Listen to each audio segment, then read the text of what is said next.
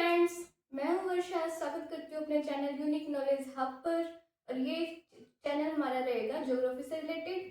और आज का हमारा पहला टॉपिक होगा origin and the structure of the earth, कि हमारी पृथ्वी की उत्पत्ति कैसे हुई और उसका स्ट्रक्चर कैसा है। हमारी पृथ्वी की उत्पत्ति के लिए 4 सिद्धांत दिए गए हैं। पहला, नेबुलर हाइपोथेसिस। चलिए पहले इस नेबुलर हाइपोथेसिस के बारे में जानते हैं, ये क्या था। ये 1796 में लाप्लास ने दिया था। लाप्लास का कहना था कि सूर्य पहले एक आग का गोला नहीं, एक गैस का गोला था, और ये गैस का गोला ही क्या कहलाया, नेबुला। फिर क्या हुआ, समय के साथ ये ठंडा हुआ और घूमने के कारण इसमें छल्ले निकले। जब धीरे धीरे समय बीतता गया तो यह अपने अक्ष पर घूमता गया, गोल गोल बहुत स्पीडली घूमता गया। फिर धीरे धीरे टाइम के बाद जो ये नेबुला था, इसका साइज छोटा होता गया और इसकी स्पीड बढ़ती गई। स्पीड बढ़ने के कारण क्या हुआ, स्पीड बढ़ी तो इसके जो छल्ले हैं वे बाहर निकल आए, इसके यहाँ से यहाँ निकल के आगे बाहर। और यही छल्ले क्या बने आगे चलकर, यही छल्ले आगे चलकर ग्रह बने। एक टाइम के बाद ये छोटा हो गया, स्पीड हाई हो गई और फिर ये छल्ले बाहर आकर निकल गए स्पीड हाई की वजह से, जो बाद में सन बना और इन्हीं से ही ग्रह बने, हमारे प्लैनेट बने। ये जो हाइपोथेसिस है ये लाप्लास ने दी थी 1796 में। इनका क्रिस्टिज्म कहता है कि ये सिद्धांत ये नहीं समझा पाया कि ग्रह एक ही दिशा में क्यों घूमते हैं। जो हमारी अर्थ है, प्लैनेट है, वो या तो एंटी क्लॉकवाइज या क्लॉकवाइज ऐसे घूमते रहते हैं जितने भी प्लैनेट्स हैं, लेकिन वो एक ही दिशा में क्यों घूमते रहते हैं ये नहीं समझा पाया।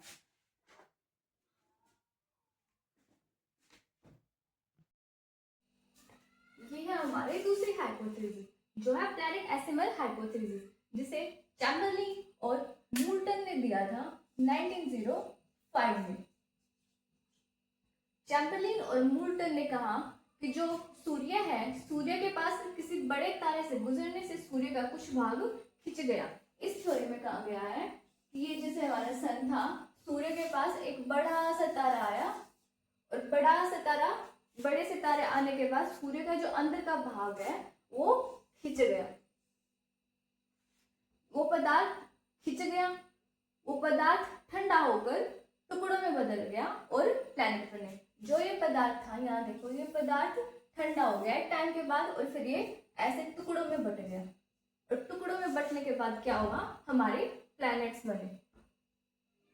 चैम्बरलिन और मूल्टन ने अपनी इस सौरमंडल की भौतिक संरचना को बेहतर तरीके से समझाया, यानी जितने भी हाइपोथेसिस दी गई हैं सबसे अच्छे तरीके से किसने बताया है, वो चैम्बरलिन और मूल्टन ने बताया था 1905 में। ये था हमारा प्लैनेटेसिमल हाइपोथेसिस। ये है हमारी दूसरी हाइपोथेसिस जो है प्लैनेटेसिमल हाइपोथेसिस, जिसे चैम्बरलिन और मूल्टन ने दिया था 1905 में।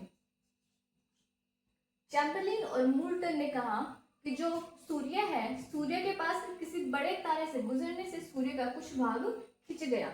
इस थ्योरी में कहा गया है कि ये जैसे हमारा सन था, सूर्य के पास एक बड़ा सा तारा आया और बड़े सितारे आने के बाद सूर्य का जो अंदर का भाग है वो खिंच गया,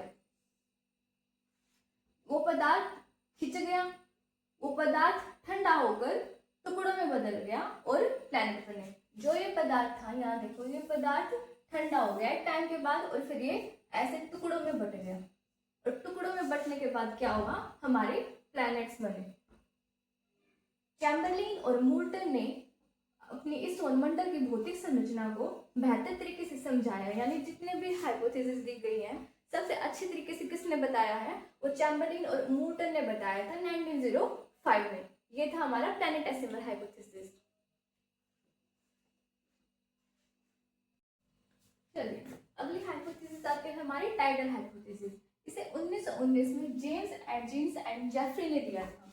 इनका कहना था टाइडल हाइपोथेसिस में कि प्लैनेट्स कैसे बने हैं, किसी विशाल तारे के आने से सूर्य का हिस्सा अलग होकर बाहर निकल गया। कि एक बड़ा सा तारा था, वो सूर्य के एकदम पास आ गया और इतने पास आने के कारण क्या हुआ, जो स्टार था उसने सन को अपनी ओर अट्रैक्ट किया और इसका जो अंदर का कुछ भाग था हमारे सन का, वो बाहर निकल आया एकदम से, सूर्य से अलग होकर एकदम बाहर निकल के आके गिर गया।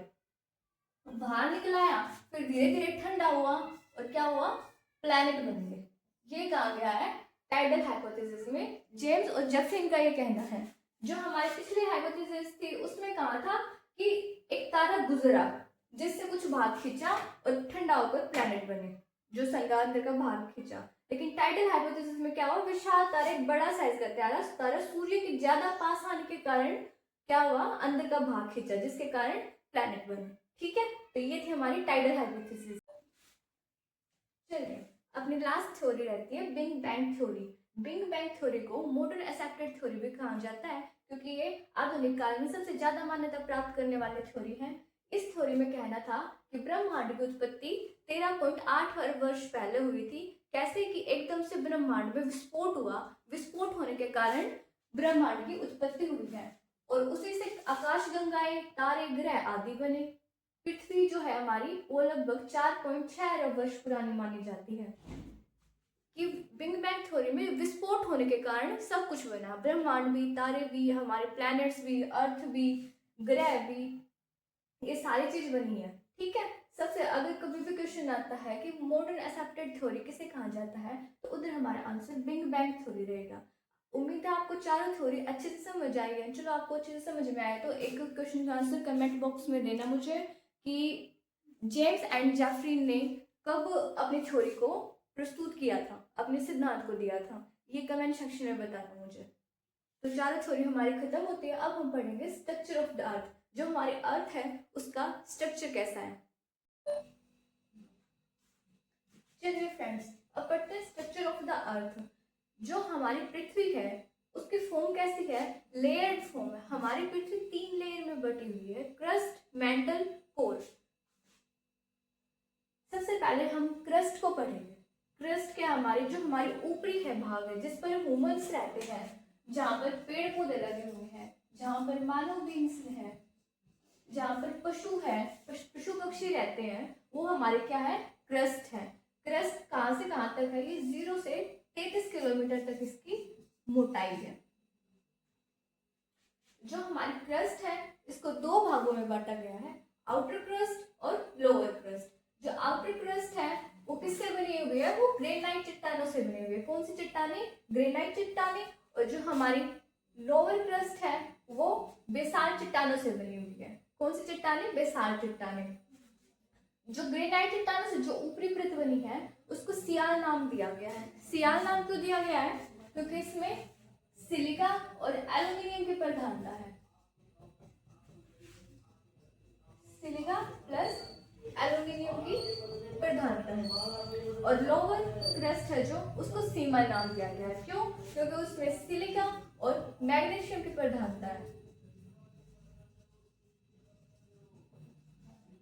जो सियाल है उसकी डेंसिटी 2.75 से लेकर 2.9 ग्राम सेंटीमीटर क्यूब है।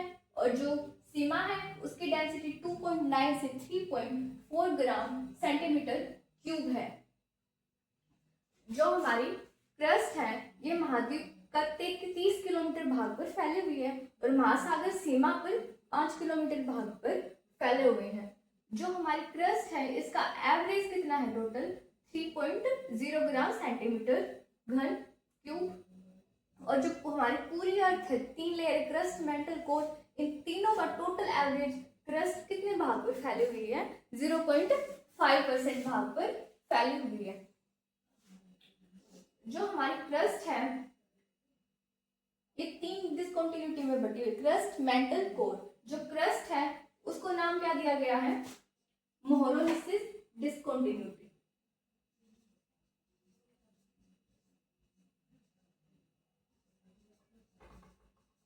मोहरोनिसिस डिस्कंटिन्यूटी। जो क्रस्ट अलग भाग को बांटती है उसको क्या बोलते हैं, मोहरोनिसिस डिस्कंटिन्यूटी। और जो क्रस्ट, इनर क्रस्ट और आउटर क्रस्ट को जो लेयर बांटती है उसको नाम दिया गया है कार्बन डिस्कंटिन्यूटी।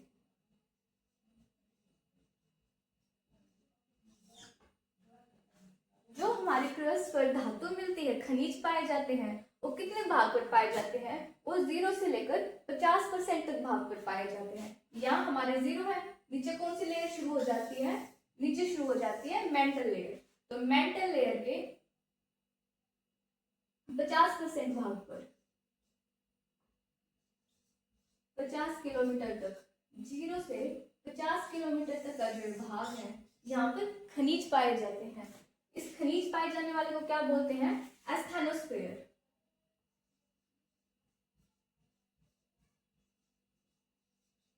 हिंदी में हम इसको स्थलमंडल कहते हैं।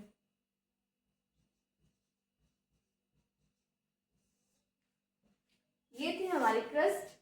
जो क्रस्ट है इस पर हिमालय पर्वत की ऊंचाई कितनी है? 70 किलोमीटर। हिमालय पर्वत को क्रस्ट 70 किलोमीटर तक के भाग की मोटाई फैले हुए 70 किलोमीटर को कवर करती है। मेंटल, ठीक है। मेंटल को भी दो भागों में बांटा गया है, आउटर मेंटल और लोअर मेंटल। जो आउटर मेंटल है यहाँ पर टेम्परेचर हमारा होता है 870 डिग्री सेल्सियस, और जो कि लोअर मेंटल है वहां पर होता है हमारा टेम्परेचर 2200 डिग्री सेल्सियस। जो मेंटल है ये लेयर 33 किलोमीटर से 2900 किलोमीटर तक फैली हुई है। जो ये मेंटल है, मेंटल की जो लास्ट लेयर है ये डिवाइड करती है कोर मेंटल को। इस डिस्कंटिन्यूटी को नाम दिया गया है गुटेनबर्ग डिस्कंटिन्यूटी।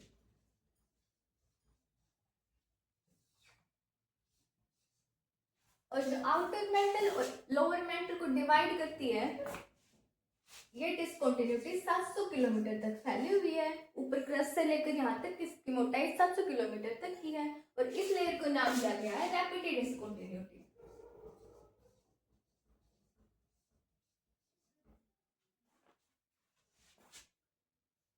जो हमारे मेंटल है इसका ये पूरे भाग के अकेले मेंटल 83 किलोमीटर भाग को घेरे हुए है। 83% अकेले मेंटल ने अपने आप को कवर कर रखा है, अकेले मेंटल ने, ठीक है। क्रस्ट में कितना था? 0.5%, इसमें 83%, ठीक है।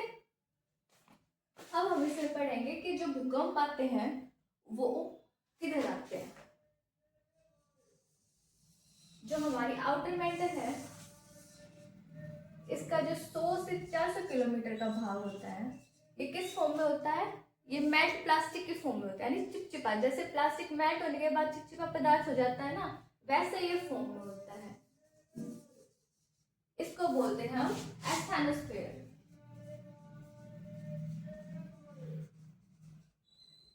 हिंदी में इसको बोलते हैं दुर्बलता मंडल।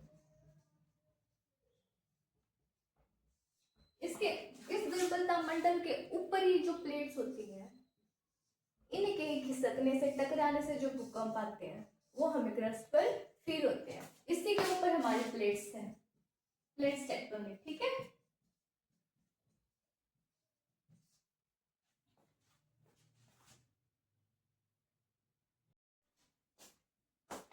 चलिए फ्रेंड्स, अगली लेयर आती है हमारी कोर।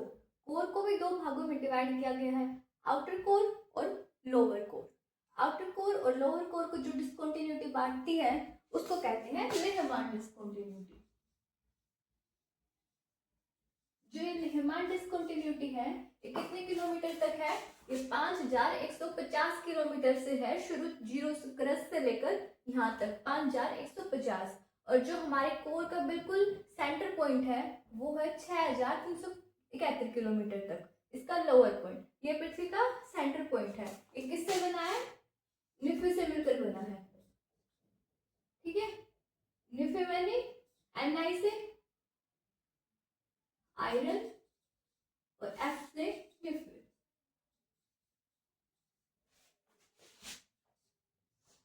जो हमारी कोर है उसकी डेंसिटी होती है 5 ग्राम पर सेंटीमीटर क्यूब। जो हमारी आउटर कोर है ये किस फॉर्म में होती है? ये लिक्विड फॉर्म में होती है।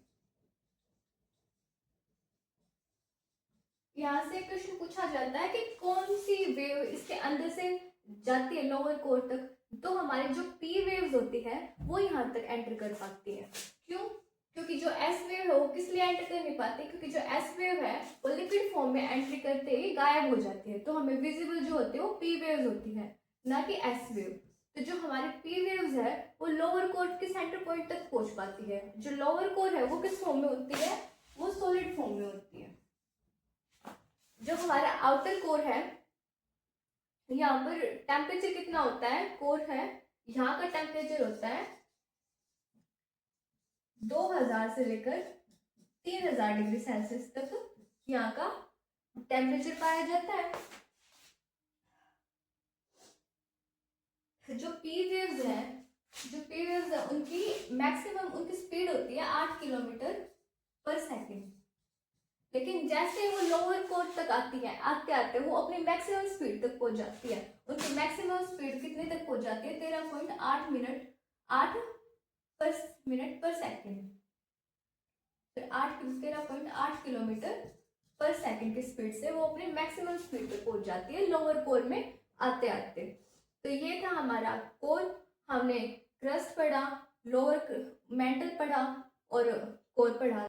मुझे कमेंट बॉक्स में अपनी फेवरेट लेयर का नाम बताना और आप एक क्वेश्चन का जवाब देना कि जो खनिज है वो किस लेयर में पाए जाते हैं। क्रस्ट पर किन की प्रधानता पाई जाती है, कौन कौन से तत्व पाए जाते हैं? तो उसका एक छोटा सा ट्रिक है, ऑक्सियालिक सोकमा। ये मेरी खुद की ट्रिक है, ऑक्सियालिक सोकमा। देखिए, OX से ऑक्सीजन, SI से सिलिकॉन, Al से एल्यूमिनियम, I से आयरन, C से कैल्शियम, SO से सोडियम, P से पोटेशियम, M से मैग्नीशियम, A से Ma से मैग्नीशियम। ये क्रस्ट के अंदर ये तत्व हमारे पाए जाते हैं। ठीक है, जो हमारी पृथ्वी पर सबसे ज्यादा क्या पाया जाता है, कौन सी धातु पाई जाती है? पहले नंबर पर पाई जाती है लोहा धातु 35%। सेकंड नंबर पर पाई जाती है ऑक्सीजन 30% पर। इसको याद रख देते हैं। थर्ड पर पाई जाती है सिलिका और फोर्थ पर पाई जाती है मैग्नीशियम। सिलिका 15% और मैग्नीशियम 13%। इसी के साथ ये टॉपिक हमारा कवर हुआ है और नेक्स्ट टॉपिक हमारा अर्थक्वेक से रिलेटेड रहेगा। अगर वीडियो अच्छी लगी हो तो लाइक, कमेंट और सब्सक्राइब जरूर करना मेरे चैनल को। थैंक